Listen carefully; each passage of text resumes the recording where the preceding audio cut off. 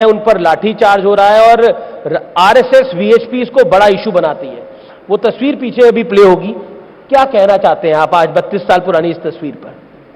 पुरानी बातें उखाड़ने से कुछ मिलना नहीं है, गड़े मुर्दे उठाने से कुछ मिलना नहीं है।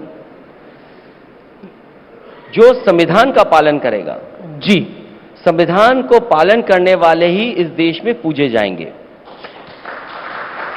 शिवपाल जी जो कि आपकी पार्टी में बड़े नेता हैं, वरिष्ठ हैं, उन्होंने बयान दे दिया कि अगर लाठीचार्ज और गोली नहीं चलवाते तो क्या करते, संविधान का पालन करना था हमें। मैंने आपसे क्या कहा? बाबा साहब भीमराव अम्बेडकर जी का जो संविधान है, जो संविधान के पक्ष में होगा, जिसने संविधान बनाया हम उसे भी आज पूछते हैं, जो संविधान के पक्ष में खड़ा होगा हम उसका भी सम्मान करेंगे। क्या आपको लगता है? और जब आप शपथ लेते हैं तो आप शपथ संविधान की लेते हैं, आप शपथ किसी और चीज की नहीं लेते हैं। क्या आप शपथ बदल सकते हैं? मैं कहता हूं कि क्या कोई शपथ किसकी लेगा ये बदली जाएगी? हम सब जब कभी किसी पद पर पहुंचते हैं उस पद पर शपथ हम संविधान की ही लेते हैं। लेकिन एक सवाल, क्या आपको 32 साल पुरानी वाली घटना जो हुई आज की तारीख में जब राम मंदिर बन रहा है तो उसका अफसोस है आपको? बतौर आपकी सरकार थी, मतलब समाजवादी पार्टी की सरकार थी, आप मुख्यमंत्री नहीं थे। क्योंकि आप वो बात रिपीट कर रहे हैं, मैं सवाल पूछ रहा हूं। मैं आपसे एक बात और कह देता हूं जी।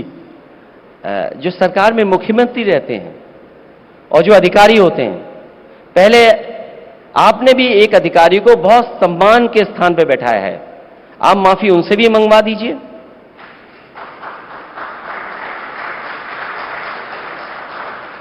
पॉलिटिक्स एक परसेप्शन का बहुत बड़ा खेल है। क्या आपको लगता है ये राम मंदिर के परसेप्शन में जिस तरह से दिग्विजय सिंह का बयान आया, विपक्ष के नेताओं का बयान आया, स्वामी प्रसाद मौर्य का बयान आया, या फिर और कुछ कांग्रेस के नेताओं का, एक कर्नाटक के मंत्री हैं उनका बयान आया, उस सबका नुकसान हो रहा है आपका? क्योंकि गठबंधन है इंडिया अलायंस, इसलिए मैं सवाल पूछ रहा हूं आपको। इंडिया गठबंधन जीत के आधार पर बनने जा रहा है। जी। इंडिया गठबंधन और पीडीए हमारी रणनीति भारतीय जनता पार्टी के एनडीए को हराएगी, पीडीए एनडीए को हराएगा और पीडीए ही हमारी रणनीति है। अगर इंडिया गठबंधन का कोई लीडर कुछ बोल रहा है, हमें उस पर टिप्पणी नहीं करनी, लेकिन हमारी रणनीति अगर कोई है तो वो पीडीए रणनीति है। लेकिन बीजेपी बार बार कहती है कि समाजवादी पार्टी और इंडिया अलायंस तुष्टीकरण की पॉलिटिक्स करते हैं, यानी पॉलिटिक्स ऑफ अपीजमेंट जिसे कहते हैं। मैं आपसे कह रहा हूं और जितने भी हमारे दर्शक यहां बैठे हैं या आपके चैनल के माध्यम से देख रहे होंगे, जी, समाजवादी पार्टी डेवलपमेंट की पॉलिटिक्स करती है और डेवलपमेंट की पॉलिटिक्स इसलिए करती है क्योंकि इससे लोगों का जीवन बदलेगा, लोगों के घरों में खुशियां आएंगी, लोगों का भविष्य बनेगा। मैं जहां से शुरू बात की थी, मैं बात वहीं पहुंचा देता हूं कि जिस जगह हम यहां बैठे हैं ये हाईटेक अंसल सिटी है, ये कभी नेताजी और समाजवादी पार्टी की बनाई हुई है। इसके दाएं बाएं मेदांता हॉस्पिटल है जहां पर बहुत सारे लोगों का जीवन बच रहा होगा। जी, मैं ये कहता हूं कि मेदांता के बराबर अगर भारतीय जनता पार्टी ने कोई एक अस्पताल बनाया हो तो बता दो, आप कोई एक अस्पताल बनाओ तो बता दो। इसी के बाईं तरफ अगर आप चला जाओगे तो वो कैंसर इंस्टीट्यूट है। इट्स ए रिसर्च इंस्टीट्यूट जहां पर कैंसर की रिसर्च होती, इलाज होता, जो हमारा गरीब है उसको समय पर इलाज मिलता, सस्ता इलाज मिलता, वो कैंसर इंस्टीट्यूट बनी है। जी। उसके आगे बना है एचसीएल, लखनऊ में ट्रेनिंग इंस्टीट्यूट बनाना, और एक ऐसा ट्रेनिंग इंस्टीट्यूट जो 12th के बाद, इंजीनियरिंग के बाद अगर बच्चे अपना भविष्य बनाना चाहें तो वहां ट्रेनिंग कर सकते हैं, बाद में उनको जॉब मिल जाएगा। उसके आगे ट्रिपल आईटी बना है। ट्रिपल आईटी बहुत कम प्रदेशों में है या वो इंस्टीट्यूशन इस तरह की हैं जो बहुत कम बनी है। एक स्टेडियम भी वहां पे बना हुआ है जो देश का सबसे सुंदर स्टेडियम है, और वो एक ऐसा स्टेडियम है जहां इंडिया को जिताता है वो स्टेडियम। जी जी, आप एक सड़क पे चले जाएं बाईं तरफ,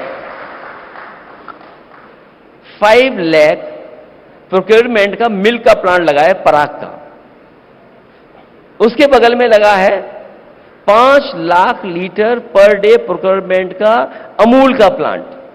ये मैंने जितने नाम लिखे हैं या जितने मैंने नाम बताए हैं, अगर एक भी इसके बराबर भारतीय जनता पार्टी ने काम किया हो तो बता दो। और ये विकास मैंने केवल 1 किलोमीटर का बताया है मैंने। आप कह रहे हैं कि 1 किलोमीटर, अगर 1 किलोमीटर में आपको भारतीय जनता पार्टी का एक भी काम इसके बराबर दिखाओ तो हमें बता दो आप। नहीं, आप कह रहे हैं कि ये 1 किलोमीटर का विकास हुआ है। बीजेपी कहती है हमने काशी का विकास कर दिया, हमने अयोध्या का विकास कर दिया, हम मथुरा का विकास करेंगे, और वो एक गाना है ना, जो राम को लाए हैं हम उनको लाएंगे। और एक गाना वो भी है। जी बताइए। सिया कह गए राम को, क्या वो गाना है बहुत पुराना? रामचंद्र कह कलयुग आएगा, रामचंद्र कह गए सिया से ऐसा कलयुग आएगा। रामचंद्र जी कह गए सिया से ऐसा कलयुग आएगा। मैं अगली लाइनें नहीं सुनाना चाहता हूं, सुना दीजिए, क्योंकि मैं गाना नहीं आता है। अच्छा आप चलिए, अब अगर वो बात आपके गाने की बात सही है तो उस गाने की भी हर बात सही है। अखिलेश जी आप देखिए, बड़े हाजिर जवाब हैं, ये मैं कहना चाहता हूं। बहुत कम नेता होते हैं जो हाजिर जवाब होते हैं, लेकिन अब गाने की बात चली है, आपको तो भगवान कृष्ण सपने में भी आए हुए हैं। 2022 के चुनाव में मैंने आपका इंटरव्यू किया था। अब मैं आपसे जानना चाहता हूं, रिसेंटली कौन से भगवान सपने में आए? प्रभु राम तो नहीं आए?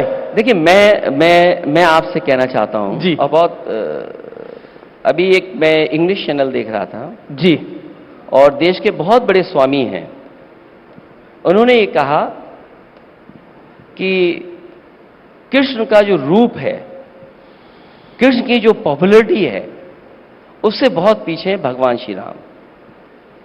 और मैं आपको बता दूं, मैं भगवान श्री राम में भी कृष्ण देखता हूं और भगवान श्री कृष्ण में भी राम देखता हूं। अगर आपको फर्क नजर आता हो तो बता दो आप। तो ये जो आप तर्क देते हैं जी, ये तर्क कहीं स्टैंड नहीं करता है। हम पॉलिटिकल लोग हैं, हमें जनता चुन करके भेजती है, हमारी जिम्मेदारी है कि वो काम करें जिससे लोगों का जीवन बदले। आप संस्कृति को नष्ट करके नई संस्कृति बना रहे हैं। मैं उस बहस में नहीं जाना चाहता हूं। आप काशी के लोगों से पूछो कि जो हमारे पौराणिक और न जाने कितने सदियों पुराने मंदिरों को तोड़ दिया गया, क्या हम उनका संरक्षण नहीं कर सकते थे?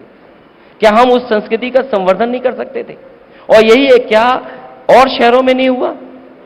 तो हमारी जिम्मेदारी ये बनती है कि जो हमारी पुरानी पीढ़ी ने संस्कृति दी है, उस संस्कृति को हम कैसे आगे लेकर के जाएं।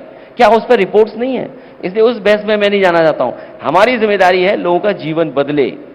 जो बात मैंने पहले कही आपसे कि अगर 1 किलोमीटर में कहीं विकास बीजेपी का दिखाई दे रहा हो तो बता दो आप। और फिर देश में जी एक्सप्रेसवे बन रहे हैं, मैं देखता हूं कि गारंटी हर चीज की दी जा रही है। मोदी जी गारंटी दवाई की, गारंटी इलाज की। आप जाइए किसी इंस्टीट्यूट में चले जाइए सरकारी में, गरीब का क्या हाल है। न दवाई मिल रही है, न उसका इलाज है। और मैं आपसे दावे से कह सकता हूं, आप कभी इमरजेंसी में चले जाएं, आपका मरीज एडमिट नहीं होगा। लाखों लाख लोग भटकते हैं हर दिन, उन्हें सही इलाज मिल जाए। फिर किस बात की आप गारंटी दे रहे हैं? आपने कहा जी कि निवेश आएगा उत्तर प्रदेश में, ये तो एक टेंट